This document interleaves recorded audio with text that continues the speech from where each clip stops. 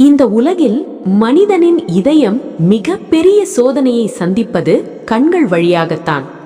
ஒரு ஆண் தன்னுடைய மனைவி அல்லாத பிறர் மனைவியை ஆசையுடன் பார்க்கும் அந்த ஒரு பார்வை, அது ஒரு சிறிய விஷயம் போல தோன்றலாம். ஆனால் அந்த பார்வையே பெரிய பாவத்தின் வாசலாக மாறுகிறது. நபி முஹம்மது ஸல்லல்லாஹு அலைஹி வஸல்லம் அவர்கள் கூறினார்கள், ஆண் பெண் மீது திடீரென விழும் முதல் பார்வை உனக்கு பாவமில்லை, ஆனால் அதற்கு பின்வரும் இரண்டாம் பார்வை அது உனக்கு எதிராகும். அபூதாவூத், திர்மிதி. அன்பார்ந்த சகோதரர்களே, முதல் பார்வை தவறுதலாக இருக்கலாம், ஆனால் அதை தொடர்வது, உள்ளத்தில் ஆசையை விதைப்பது, அது அல்லாஹ்வுக்கு விருப்பமற்ற செயல். குர்ஆன் நமக்கு தெளிவாக சொல்கிறது, நம்பிக்கையுள்ள ஆண்களுக்கு சொல்லுங்கள், அவர்கள் தங்களின் பார்வைகளை தாழ்த்தி கொள்ளட்டும். சூரத்துன் நூர் 30. ஒரு ஆண் பிறர் மனைவியை ஆசையுடன் பார்க்கும்போது அவன் தன் ஈமானை காயப்படுத்துகிறான், தன் இதயத்தின் தூய்மையை இழக்கிறான், அல்லாஹ்வின் பாதுகாப்பிலிருந்து விலகுகிறான். நினைவில் கொள்ளுங்கள், பார்வை என்பது ஷைத்தானின் விஷமுள்ள அம்பு.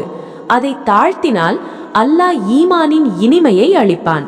உங்கள் பார்வையை பாதுகாத்துக் கொள்ளுங்கள், உங்கள் இதயத்தை சுத்தமாக வைத்துக் கொள்ளுங்கள், அல்லாஹ்வின் திருப்தியை நாடுங்கள்.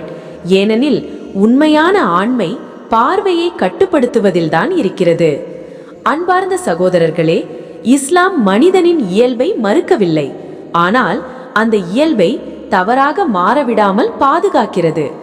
ஒரு நாள் நபி முஹம்மது ஸல்லல்லாஹு அலைஹி வஸல்லம் அவர்கள் கூறினார்கள், உங்களில் ஒருவர் வெளியே ஒரு பெண்ணை கண்டால் அவன் தன் மனைவியிடம் செல்லட்டும், ஏனெனில் அந்த பெண்ணில் உள்ளதே அவனுடைய மனைவியிலும் உள்ளது. முஸ்லிம் 1403. இந்த நபிமொழி எதை கற்றுத்தருகிறது?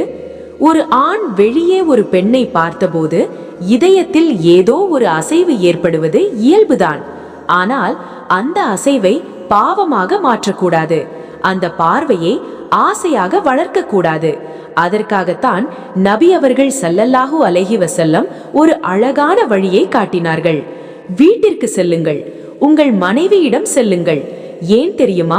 ஹலாலில்தான் உண்மையான அமைதி இருக்கிறது, ஹராமில் அல்லாஹ்வின் கோபம் இருக்கிறது. வெளியே பார்த்த அந்த பெண், அவளிடம் இருப்பது எதுவோ அதே அழகும், அதே பெண்மையும், அதே தேவையும் உங்கள் மனைவியிலும் இருக்கிறது. இது பெண்களை இழிவுபடுத்தும் ஹதீஸ் அல்ல, இது ஆண்களின் உள்ளத்தை பாதுகாக்கும் ஹதீஸ். இஸ்லாம் சொல்கிறது, பார்வையை தாழ்த்துங்கள், ஆசையை கட்டுப்படுத்துங்கள்,